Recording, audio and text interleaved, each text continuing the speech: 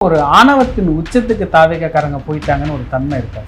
நெறியான அரசியல் இல்லை, இது ஒரு நாகரிகமான அரசியல் கிடையாது. முதல்வராட்சி சொல்லணும், ஐயா ஆதவ் கிட்ட சொன்னோம், ஆதவ் போதுங்க, இது வேண்டாம், விட்டுருங்க, ஒரு நல்ல அரசியலை அவர் முன்னெடுக்கணும். ஆனா அவரே சொல்றாருல்ல, அல்லு பில்லு சில்லு பில்லு, அல்லு பில்லு சில்லு பில்லு கிட்ட தான் 25 வாங்கினீங்க, நீங்க 140க்கு மேல எப்படி வந்துச்சு? இந்த அல்லு சில்லு பில்லு கட்சியில இருந்து போட்டது தான். அப்ப தெரியலையா அல்லு பில்லு சில்லுன்னு போய் சால்வ் போடும்போது? துரை வைகோ சிம்பிள்ல மாத்தி நின்று துரதிருஷ்டவசம் சொல்றது, பேராசிரியர் காதர் மொய்தீன் முடிவெடுக்கிறோன்னு சொல்றது, விஜய் நம்பிதான் அவனை அரசியல் அப்படிதான் போகணும்னு முடிவு பண்ணிட்டாங்களா? நீங்க உங்க சின்னத்துல நின்னுந்தீங்கன்னா தீப்பெட்டியில் நின்னா போயிட்டு இருக்கோம். அதுவும் சூரியன்ல நிக்கவே எம்எல்ஏவா ஒரு 3 பேர் 2 பேர் சுத்துறாங்க. 15 நாள் 20 நாள் கட்சி எவ்வளவு பெரிய சந்தர்ப்பவாதியா மாறிக்கிட்டு இருக்கிறீங்க நீங்களாம். நாங்க அந்த சின்னத்துல நிக்காம இந்த சின்னத்துல நின்று நாங்களும் போயிருப்போம்னா அப்ப உங்களுக்கு எல்லாம் பேர் என்ன? நீங்க நிஜமா உண்மையிலே நல்ல அரசியல்வாதினா ராஜினாமா பண்ணிடுங்க, நீங்களும் பண்ணிடுங்க. விஜய் அதிமுகல இருந்து வெளிப்படையா ஆளை உருவுறாரு, அமமுகல இருந்து ஒரு ஆளை எடுத்துட்டாரு. இதை பத்தி பேசாம காதர் மொய்தீன் அவர்கள் திமுக அதிமுக கூட்டணி பேச்சுவார்த்தையை திரும்ப திரும்ப பேசுறது என்ன மாதிரி? அவர் படிக்கிற அரசியல் புத்தகத்துல நடுவில் கொஞ்சம் பக்கம் காணும். கட்சாரு பாருங்க, அந்தர் பெல்ட்டி ஆகாச பெல்ட்டி பதப்பதக்கிறீங்க அமைச்சர் பதவிக்கு. அப்ப அல்ப பதவிக்கு தானே மொத்த அரசியலும். அப்போ மக்களுக்கு சேவை செய்யணும்னு சொல்றதெல்லாம் ஒரு வடிகட்டுன பொய். இந்த பொய்யை தான் எல்லாரும் பேசியிருக்கிறீங்க. எவ்வளவு U turn Y turn extra. இந்த தேர்தல் ஐயா ஸ்டாலின் அவர்களுக்கு சரியான பாடம். என்ன பாடம்? இந்த மாதிரி ஆட்களை கொள்கை கூட்டணி இது யாரும் ஒண்ணும் பண்ண முடியாது அப்படி இப்படின்னு பெருமை பேசிட்டு இருந்தாரு இல்லையா, அதற்கு கிடைச்ச கூலி. விஜய் சார் என்ன விரும்புறாரு, தாவேக்கால் என்ன விரும்புறாங்க, எல்லாரும் ராஜினாமா பண்ணிட்டு திருப்பி இடைத்தேர்தல் நின்று அதுல விசில் சின்னத்தை போட்டு நிறைய ஜெயிச்சுட்டு சொந்தமா உட்காந்துக்கணும். பொய்க்கால் குதிரைன்னு என்ன சொல்லக்கூடாது யாரும். அதுக்கு உண்டான வேலைகள் தான் நடக்கும். இன்னைக்கு ஜெயிச்சு வந்துட்டோம்னா ஆளாளுக்கு பாக்கியம்ன்றீங்க, லேகியம்ன்றீங்க, துரதிருஷ்டவசம்ன்றீங்க. ஊரா அட்லீஸ்ட் ஓட்டு கேட்டாரா விஜய் சார்? அன்னைக்கும் கண்ணியமா அரசியல் பண்ணல, இன்னைக்கும் கண்ணியமா அரசியல் பண்ணல. கேட்டா காகிதம் இல்லத்து வழியில நாங்க வரோம்னு சொல்லிட்டு இன்னைக்கு தம்பட்ட அடிச்சுட்டு இருக்கீங்க.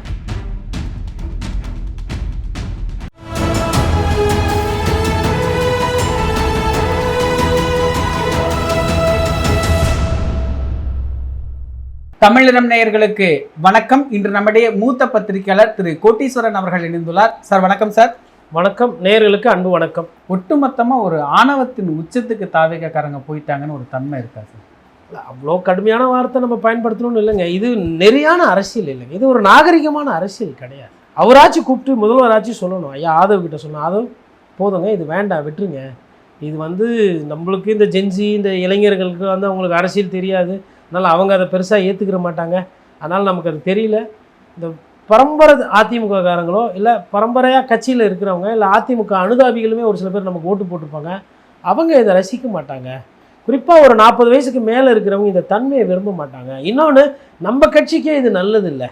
நம்ம கட்சியை பலப்படுத்தி நம்ம கட்சிக்காரர்களுக்கு வேலை வாய்ப்பு, நம்ம கட்சியை சப்போர்ட் பண்ணுறதா நம்ம பார்க்கணும். மாற்று கட்சியிலேருந்து இது ஒரு லெவலுக்கு மேலே போச்சுன்னா இது நல்லா இருக்காதுன்னு சொல்கிறோம். ஒரு நல்ல அரசியலை அவர் முன்னெடுக்கணும். ஆனால் அவரே சொல்கிறாருல்ல, அதுதான் அல்லு பில்லு சில்லு பில்லு, அல்லு பில்லு சில்லு பில்லு கிட்ட தான் 25 வாங்கினீங்க, நீங்கள் ஓட்டு போட்டாங்களே கும்பலா, அப்போ நல்லா இருந்ததா? 140க்கு மேலே எப்படி வந்துச்சு? இந்த அல்லு சில்லு பில்லு கட்சியிலேருந்து போட்டது தான். அப்போ தெரியலையா அல்லு பில்லு சில்லுன்னு போய் சால்வ் போடும்போது? என்ன விதமான வாதம் இது? ஒரு கட்சியை இப்போ நான் இப்போ பத்திரிகையாளருங்க, பாஜக மீது நான் ரொம்ப விமர்சனம் வச்சுருக்கேன். நாம் தமிழர் கட்சி மீது ஜெயிக்கவே இல்லைன்னு விமர்சனம் வச்சுருக்கிறேன். திமுக மீது விமர்சனம் வச்சுருக்கேன். திமுக அதிமுக கட்சி 2 கட்சிக்கு தான் போட்டின்னு சொல்லிட்டு 3வது 4வது 5வது இருக்கிற கட்சியை என்றைக்குமே மோசமாக பேசினது கிடையாது. நான் எதுக்கு சொல்ல வரேன்னா, பத்திரிகையாளர்கள் பேசணும்னா பேசலாங்க, அது அது அது முறை கிடையாது. ஒவ்வொரு கட்சியை நம்பி, நாம் தமிழர் கட்சியை நம்பி, அதிமுகவை நம்பி, பாஜகவை நம்பி, பாட்டாளி மக்கள் கட்சியை நம்பி, கம்யூனிஸ்டை நம்பி ஓட்டு போட்டிருக்கிறாங்க. லட்சக்கணக்கில் ஓட்டு போட்டிருக்கிறாங்க. அல்லு பில்லு சில்லுன்றீங்க. என்ன ஒரு 108 சீட்டு ஜெயிச்சிட்டா மற்றவங்களெல்லாம் களத்தில் இருக்கவங்களாம் தெரியாதா? துரை வைகோ சிம்பிள்ல மாத்தி நின்று துரதிருஷ்டவசம் சொல்றது, பேராசிரியர் காதர் மொய்தீன் முடிவெடுக்கிறோன்னு சொல்றது, இனிமேல் விஜய் நம்பிதான் அவனை அரசியல் அப்படிதான் போகணும்னு முடிவு பண்ணிட்டாங்களா இவங்க எல்லாருமே? துரை வைகோ எங்களுக்கு பாக்கியம் இல்லை, நாங்கள் அதிலே துரதிருஷ்ட விஷயம் சார். நீங்கள் உங்கள் சின்னத்தில் நின்றுந்தீங்கன்னா தீப்பெட்டியில் நின்னா போயிட்டு இருக்கோம். அதுவும் சூரியனில் நிற்கவே எம்எல்ஏவா ஒரு 3 பேர் 2 பேர் சுற்றுறாங்க.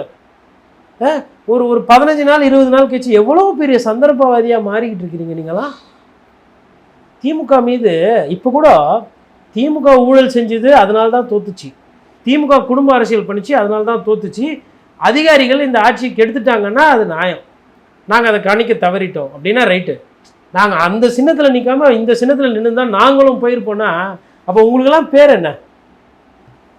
ஆராசா கேட்ட கேள்விக்கு நான் அது மாதிரி பேசக்கூடாதுன்னு இப்போ ஒரு சிலர் கோபம் வருமா வராதா? திமுக ஒரிஜினல் திமுக காரங்களுக்கு கோபம் வருமா வரா? என்ன விதமான அரசியல் பண்ணிட்டு இருக்கீங்க? என்ன எடுத்துக்காட்டு நீங்கள் அடுத்த தலைமுறைக்கு சொல்கிறீங்க? அப்போ அவ்வளோ விஷயம் தெரியுது, அவ்வளோனா அன்றைக்கே தாவேகா கூட போய் சேர வேண்டியதானே? இவ்வளோ ஆசையை உள்ளுக்குள்ளே வச்சுக்கிட்டு எதுக்கு திமுக கூட இருந்தீங்க, வாழ்ந்துக்கிட்டு இருந்தீங்க? எது பிடிக்குதோ அதோடு போயிருக்க வேண்டியது. இப்போ கூட என்ன குறைஞ்சி போச்சு? இந்த வார்த்தையை சொல்கிறதுக்கு துரதிருஷ்டவசம் அப்படின்னு சொல்கிறதுக்கு இந்த வார்த்தை உண்மைனா அது தன்மை உண்மை. நீங்கள் நிஜமாக உண்மையிலே அரசியல்வாதி அப்படின்னா, நல்ல அரசியல்வாதினா ராஜினாமா பண்ணிவிடுங்க, நீங்களும் பண்ணிவிடுங்க. அதை தான் அவர் விரும்புகிறாரு. விஜய் சார் என்ன விரும்புகிறாரு, தாவேக்கால் என்ன விரும்புகிறாங்க, எல்லாரும் ராஜினாமா பண்ணிவிட்டு திருப்பி இடைத்தேர்தல் நின்று அதில் விசில் சின்னத்தை போட்டு நிறைய ஜெயிச்சுட்டு சொந்தமாக உட்காந்துக்கணும். பொய்க்கால் குதிரைன்னு என்ன சொல்லக்கூடாது யாரும். உண்மையான காலில் நான் உட்காரணும். அதுக்கு உண்டான வேலைகள் தான் நடக்கும். அந்த கண்ணியம் எப்படி மாறுது பாருங்க. 1 மாதத்தில் இவ்வளோ பேச்சு பேசுறீங்க. இது அதாவதுங்க ஒரு விஷயம் ஜனங்களுக்கு நன்றி சொன்னோம். 108 வந்து நிறுத்தினாங்க பாருங்கள். யார் என்ன வாய் என்ன பேசிச்சு, 15 நாளைக்கு முன்னாடி என்ன பேசிச்சு, 20 நாள் கட்சி என்ன பண்ணுது, இந்த கட்சி கொள்கை கில்கன்னு பேசிச்சு, இப்போ இது என்ன பண்ணுது, இந்த கட்சி ஆட்சியை பிடிக்கும் கீட்சியை பிடிக்கும் 2.0 3.1 பேசி இதோட நிலைமை என்ன, முதலமைச்சரே தோல்வி, இந்த கட்சி நான் யாரையும் சேர்க்க மாட்டேன், நானே எல்லாத்தையும் முடிச்சிருவேன், சேலத்தில் ஆரம்பித்தா அப்படியே ஃபுல்லாக போயிடும், இந்த கட்சி தோல்வி என்ன, நிலைப்பாடு என்ன. அப்புறம் அண்ணன் விசிகா பாசிச பாஜக வந்துவிடும். இதை சொல்லிவிட்டு எவ்வளோ யூ டர்னு ஒய் டர்னு எக்ஸ்டர்ன் எவ்வளோ விஷயம். அப்புறம் அம்மையார் பிரேமலதா விஜயகாந்த், நாங்கண்ணி நினச்சிருந்தேன்னா தம்பி எனக்கு ஏங்க நீங்கள் வெளியில் தானே இருந்தீங்க, ஐயூஎம்எல் மாதிரி விசிகா மாதிரி திமுக கூட்டணியிலையா இருந்தீங்க, வெளியில் தானே இருந்தீங்க, அப்படியே வெளியிலேருந்து அப்படியே விஜய் யாருன்னா வாங்க வாங்க வாங்கன்னு கூப்பிட்டு இருந்தாரு, அப்போ போக வேண்டியதானே. அதெல்லாம் விட்டுட்டு இப்போ இன்றைக்கி 108 சீட்டு கொடுத்தாங்கன்னா ஆஹா 2 ஜெயிச்சிருந்தா அமைச்சராச்சே, 4 ஜெயிச்சிருந்தா போக்குவரத்து துறை வாங்கியிருக்கலாமே, பிடபிள்யூடி வாங்கியிருக்கலாமே, ஒரு 10 ஜெயிச்சிருந்தா இபி வாங்கியிருக்கலாமேன்னா பதக்கிறீங்க அமைச்சர் பதவிக்கு. அப்போ அல்ப பதவிக்கு தானே மொத்த அரசியலும். அப்போது மக்களுக்கு சேவை செய்யணும்னு சொல்கிறதெல்லாம் வந்து ஒரு வடிகட்டின பொய். இந்த பொய்யை தான் எல்லாரும் பேசியிருக்கிறீங்க எல்லாரும். நான் அப்படி தான் அதை புரிஞ்சிக்க முடியும். ஏன்னா விட்டு கொடுக்குற தன்மை இல்லை, மக்களை பற்றின பெரிய சிந்தனை கிடையாது, நான் நினைக்கிறது தான் அரசியல், நான் இப்படி தான் பண்ணுவேன் அப்படின்ற அந்த ஒரு போக்கு தானே எல்லாரும் கடைப்பிடிக்கிறீங்க. ஐயா துரை வைகோ கூடங்க பெரிய அரசியல் அனுபவம் கிடையாது, ஓகே, அவருக்கு வந்து ஒரு சில கருத்து வேறுபாடுகள் இருந்தது, கோவப்படுறாரு பேசுகிறாரு கூட எடுத்துக்கலாங்க. ஆனால் ஐயா காதர் மைதீன் அச்சாரு பாருங்க, அந்தர் பெல்ட்டி ஆகாச பெல்ட்டி. அதாவது காகிதம் இல்லத்து அப்படின்னும் போது கண்ணியமிகு காகிதம் இல்லத்துன்னு தான் சொல்லுவோம். காகிதம் இல்லத்து அவர்கள் சொன்ன அந்த அடிப்படையை அந்த கட்டமைப்பில் தான் அந்த கட்சி வந்து ரொம்ப நாளாக பயணம் பண்ணுது. காகிதம் இல்லத்து ஐயா என்ன சொல்லியிருக்கிறாருன்னா, ஆட்சி அதிகாரத்துக்கு வரணும், அந்த ஆட்சி அதிகாரத்துக்கு வரதுக்கு முன்னாடி அந்த கட்சிக்கு நம்ம பிரச்சாரம் பண்ணியிருக்கிறோம், நம்ம அந்த கூட்டணியிலேருந்து கூட்டணி ஜெயிச்சு ஆட்சிக்கு வரணுன்ற மாதிரி தான் பேசியிருக்கிறாராம். அப்போ அந்த சப்ஜெக்ட் தெரிஞ்சவங்ககிட்ட கேட்கும்போது இதுதான் சொல்கிறாங்க, நீங்கள் ஒவ்வொரு வாட்டியும் தோற்றுப்போம், உங்களை திருப்பி கூப்பிட்டு அண்ணா அறிவலத்தில் கட்சியாக கூப்பிட்டு சீட்டு கொடுத்தாங்க பாருங்கள். இன்னொன்றுங்க, இந்த தேர்தல் வந்து ஐயா ஸ்டாலின் அவர்களுக்கு சரியான பாடம். என்ன பாடம்? இந்த மாதிரி ஆட்களை கொள்கை கூட்டணி இது யாரும் ஒன்றும் பண்ண முடியாது அப்படி இப்படின்னு பெருமை பேசிக்கிட்டு இருந்தார் இல்லையா, அதற்கு கிடைச்ச கூலி. அப்புறம் எடப்பாடி பழனிசாமி அவர்கள், நான் ஒருத்தன் போதும். நான் என்ன சொல்கிறேன்னா, இதை வந்து ஒரு விஷயம் யோசித்து பார்க்கணும். அவர் அவ்வளோ கஷ்டப்பட்டாருங்க. இன்றைக்கி அந்த தொண்டர் வந்து அங்கே போய் நிற்கும்போது உண்மையிலே வந்து அவருக்கு என்ன பண்ணுறதுன்னு தெரில, அவருக்கு துக்கம் தாங்க முடியாமல் அப்படியே இப்படி நிற்கிறார், தொண்டனை எழுந்துட்டோமேன்ற மாதிரி. ஒரு தலைவருக்கு அந்த ஒரு வலி வேதனை இருக்குது. கரூர் சம்பவம் மாதிரி வந்து 10 நாள் கழிச்சு 1 வாரம் கழிச்சுலாம் பணம் கொடுக்கல, அப்போவே அறிவிப்பு, அப்போவே அதுக்கு உண்டான வேலையை அந்த கட்சிக்காரங்க செய்கிறாங்க. அதெல்லாம் இருந்தாலும் அம்மையார் லீமா ரோஸை சேர்த்ததுக்கு பதிலாக சசிகலாவை அந்த கட்சியில் சேர்த்துருந்தீங்கன்னா தேர்தலோட துணி இன்னும் நல்லா இருந்தது. சமரசம் செஞ்சீங்க, ஒரு சிலரை எடுத்து வந்து சேர்த்தீங்க. ஐயா எஸ்பி வேலுமணிக்கு கொடுத்த முக்கியத்துவத்தில் பாதி இல்லை, 10% இல்லை, கால்வாசி ஓபிஎஸ்க்கு குடிச்சிருந்தீங்கன்னா வந்துட்டு இருப்பேன். பண்ணியிருந்தா இன்றைக்கி ஆட்டமே வேறு.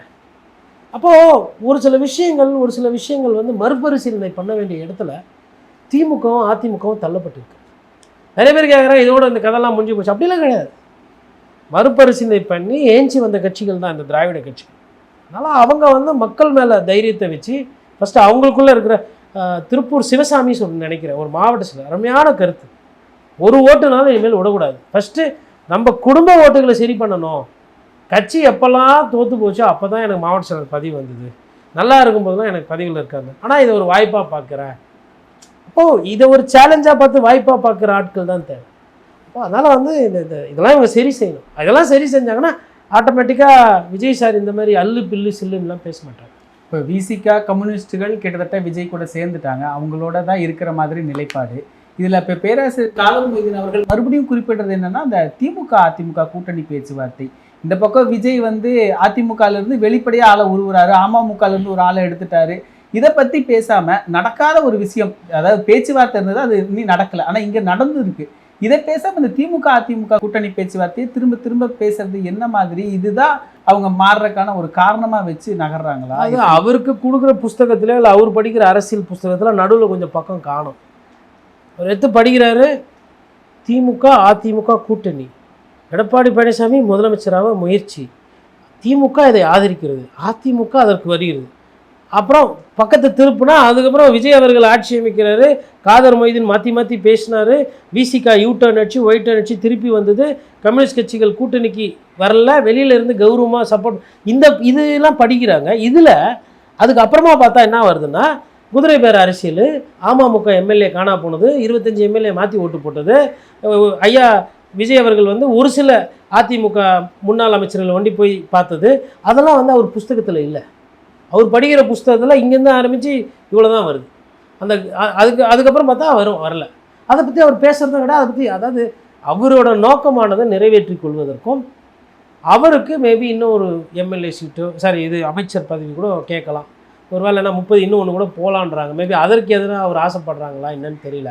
இவர் தான் சொன்னார், நேற்று திமுகவோட நாளை திமுகவோட அதுக்கப்புறமா திமுகவோட எதுவாக இருந்தாலும் போய் அறிவாலயத்தில் கேளுங்கலாம் பேசுவார். நான் கூட வந்து 2-3 நாள் ஆஹா என்னடா கட்சி சைஸா முக்கியம், கொள்கை தான் முக்கியம், என்ன வீரியம், ஏணி சின்னத்தில் நின்றவங்க என்ன பேச பொருள் அப்படின்னு. அப்புறமா பார்த்தா சொல்கிறாங்க, இல்லைங்க பல கோடி செலவு பண்ணி கஷ்டப்பட்டாங்க, அதுக்காக ஒரு 2 நாள் சும்மா அப்படி தமாஸ்க்கு பேசியிருந்தாங்க, நீங்கள் தான் தேவையில்லாமல் ரொம்ப பாராட்டி சீராட்டி பேசிகிட்டு இருந்தீங்க அப்படின்னு எனக்கு அறிவுரை. நல்ல அரசியல் பேசின எனக்கு அறிவுரை. அவர்கள் புத்திசாலி.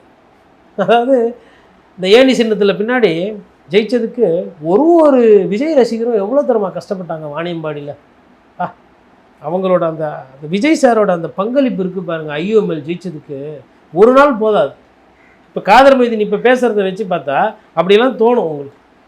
ஐயா உங்களோட வயசு அனுபவத்துக்கு நீங்கள் இப்படி யூட்டர்ன் அடித்து பேசலாமா? என்ன அரசியல் நீங்கள் சொல்கிறீங்க? நாங்கள் வந்து கக்கனுக்கும் காகித மில்லத்துக்கும் காமராஜுக்கும் எப்படி நாங்கள் ஜனங்கக்கிட்ட இல்லை அடுத்த தலைமுறைகிட்ட சொல்லி, நீங்களாம் இருக்கிற எடுத்துக்காட்டை காட்டி தான் சொல்ல முடியும். கட்சி தலைமை பொறுப்பில் இருக்கிற நீங்கள் இப்படிலாம் பேசுகிறா இப்படிலாம் பண்ணால் என்ன அது? நீங்கள் சொல்லுங்கள், மனசாட்சியோடு சொல்லுங்கள். ஊராக வந்து அட்லீஸ்ட் ஓட்டு கேட்டாரா விஜய் சார்? இன்றைக்கி ஜெயிச்சு வந்துட்டவொன்னே ஆளாளுக்கு பாக்கியன்றீங்க, லேகியன்றீங்க, துரதிருஷ்டவசன்றீங்க. நீங்களாம் இப்படி தான் பேசுனீங்களா 20 நாளுக்கு முன்னாடி? அவர் ஆர்பி உதயகுமார் ஒரு கேள்வி கேட்குறாரு, உழைச்சி ஜெயிச்சியாப்பா நீன்னு கேட்குறாங்களா? உழைக்காமல் ஜெயிச்சப்பா நீ சினிமா வசிக்கிறதுக்கு உழைச்சான்னு கேட்குறாரு. இந்த கேள்விக்கு யாருன்னா ஒருத்தர் கேட்குறீங்களா? இன்றைக்கி பேசுகிறீங்களே தாவேக்கா பெருமை, யாரா ஒருத்தர் கேட்குறீங்களா? ஒருவேளை விஜய் சார் இன்னும் ஒரு 10 தொகுதி போய் பிரச்சாரம் பண்ணியிருந்தா, இன்னும் ஒரு 5 மாவட்டம் போய் பண்ணியிருந்தா, இன்னும் ஒரு 10 சீட்டு வந்திருக்குமே, இந்த உண்மையை யாருன்னா பேசுகிறீங்களா? அப்போ என்ன நினைக்கிறீங்க? சும்மா ஃபோனில் வைப்ஸு டிக்டாக் போட்டுட்டு ரீல்ஸ் போட்டுட்டு ஃபேஸ்புக்கில் பேசிட்டு மக்களை கூட சந்திக்காமல் ஜெயிக்கலான்ற அந்த அரசியலை அவங்க சொல்கிறாங்க. அது ஜெயித்த காரணத்தினால அது கரெக்டாக ஏற்றுக்கிறீங்க நீங்கள். சரி, இப்போ இப்படி பேசுகிறீங்க. இதே நீங்கள் திமுக தப்பு பண்ணும்போது கூட்டணியில் இருந்து எதனா கேள்வி கேட்டு எதனா பிரச்சனை பண்ணி, இந்த அருண் நல்லா இல்லை, இந்த உதயச்சந்திரன் சரியில்லை, அதிகாரிகள் மோசம் பயங்கரமாக இருக்குது, வேங்கை வயலில் இந்த பிரச்சனையாக இருக்குது, கள்ளக்குறிச்சியில் சாராய்ச்சி, இதை நியாயமாக கண்ணியமாக அன்றைக்காச்சும் அரசியல் பேசியிருந்தீங்கன்னா தமிழக அரசியல் இவ்வளோ மோசமாக போயிருக்குமா?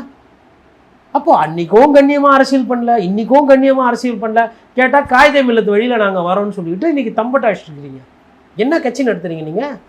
சிவி சண்முகம் வந்துட்டா, நான் கடலூர் விழுப்புரத்தில் எனக்கு ஓட்டே வேலை அந்த இடத்துல, திரும்ப வந்துட்டார். பட் அது பத்தாது, இன்னும் கொஞ்சம் எக்ஸ்ட்ரா வேணும். சிவி சண்முகம் வந்துட்டா வந்திருக்கோம். எடப்பாடி பழனிசாமி அதை செய்ய விட மாட்டேன்றாரு. எடப்பாடி பழனிசாமினா ஏன்பா ஏன் கட்சியிலேருந்து எடுக்கிற, வேற எங்கன்னா போய் எடுத்துக்கோ, வாங்கிக்கோ, இல்லை நியாயமாக வந்து நீ முறைப்படி நீ கேட்டுருந்தா அதை பற்றி பார்க்கலாம். நீ புற வழியில் திருட்டுத்தனமாக வந்து பொய்க்கால் குதிரை மாதிரி வர, அப்போ நான் எப்படி விட முடியும்னு அந்த முயற்சியை தடுத்துட்டாப்புல. இந்த கோவம் எங்கேருந்து வருது? முன்னாடி வந்து இவ்வளவு மோசமான வார்த்தைகள் பேசலை அஇஅதிமுக மீது. அஇஅதிமுக தொண்டை ஒருத்தவங்களால செத்து போயிருக்கிறான் தாவேகாவால். அவங்க அந்த தோத்த வேதனை, கட்சியோட நிலைமை, ஒரு தொண்டை அதாவது அவங்களால நிமிர்ந்து என்ன பண்ணுறது ஏதுன்ற மாதிரி இருக்கிற நிலைமையில் இவர் என்ன பண்ணுறாருன்னா வன்மத்தை கற்கிறார். இது வந்து முடிஞ்சு போச்சு. சரி, அம்பாசமுத்திரம் முடிஞ்சு போன கட்சி எம்எல்ஏ தானே நீங்கள் கூப்பிட்டு வச்சுருக்கீங்க. இப்போ அதிமுகவில் என்ன பண்ணுறாங்க, நான் வந்து எங்கன்னா வந்து ரெட்டலைக்குன்னு ஓட்டு கேட்டேனா, நல்லவங்களுக்கு ஓட்டு போடுங்கண்ணா. எசகி சுப்பையா நல்லவங்க அவங்க போட்டாங்கன்னு இப்போ அவங்க எடுத்து போடுறாங்க. உங்கள் சின்னன்னா ரெட்டலை, ஏழை சின்னன்னா ரெட்டலை, பொதுமக்கள் சின்னன்னா ரெட்டலை, விவசாயி சின்னன்னா ரெட்டலை அப்படின்னு அந்த வீடியோ எடுத்து போடுறாங்க. அவங்க வந்து ஆக்சுவலாக வந்து ஒரு ரெட்டலை எழுச்சி பயணம்னு ஏதோ ஒன்று திருப்பி மறுபடியும் ஆரம்பிக்கிற மாதிரி ஒரு பேசு பொருள். அவங்க அந்த நடுவில் வந்து யார் யார் இந்த கட்சியில் இருக்கிறாங்க, யார் யாரெல்லாம் போகிறாங்கன்ற பிரச்சனைனால அந்த மாதிரி விஷயமே அவங்க பண்ண முடியாமல் தள்ளி போகிறதா தகவல். அப்போது இதெல்லாம் பார்க்கும்போது ஒரு கட்சியினுடைய அந்த அந்த அடி டிஎன்ஏவே அவர் ஆட்டி பார்க்குறாரு. அதை அப்படியே எடுத்துக்கணும்னு பார்க்குறாரு. அம்மா உணவகத்தில் அந்த அம்மா படத்தை எடுத்து உங்கள் ஃபோட்டோ வைக்கிறீங்க. ஒரு விஷயம் நமக்கு கொஞ்சம் ஒரு மாதிரி இருக்காது. என்னடா இது, அவங்க ஃபோட்டோ வச்சு நம்ம ஃபோட்டோ வைக்கிற மாதிரி இது மாதிரி பேடாக இருக்குமே. அது திமுக ஆட்சியில் அதை செய்யலையே. அம்மா உணவகத்தை அடிச்சு வச்சாங்க, ஆனால் அப்புறமா அதை திருப்பி நடத்துனாங்க வேறு வழி இல்லாமல். ஏன்னா அதை தொட்டா கெட்டோன்ற மாதிரி போதுன்னு நடத்துனாங்க. ஆனால் ஒருபோதும் வந்து ஜெயலலிதா அவங்க புகைப்படத்தை எடுத்துகிட்டு ஸ்டாலின் படத்தை போடலையே. அது அநாகரிகம் அருவருப்பாக நினச்சாங்கன்னா நீங்கள் பண்ணிட்டீங்களே. இப்போ பண்ண முடியாது, ஏன்னா அது விமர்சனமாய் அவதூறாகி போச்சு. அதனால் இனிமேல் பண்ணுவாங்களான்னு தெரியல. பட் அந்த எண்ணம் எங்கேருந்து வருது? நிகழ்கால அரசியல் குறித்து பல தகவல்களை பகிர்ந்து கொண்டதுக்கு நன்றி. நன்றி. இதே போன்று நிகழ்கால அரசியலின் சாரம்சங்களை அரசியல் ஆளுமைகளின் நேர்காணல் வழியே தொடர்ந்து காண தமிழ் நிறம் வலையொலியை சப்ஸ்கிரைப் செய்யுங்கள். தங்களின் மேலான கருத்துக்களை கருத்துளை பெட்டியில் பதிவிடுங்கள். நன்றி, வணக்கம்.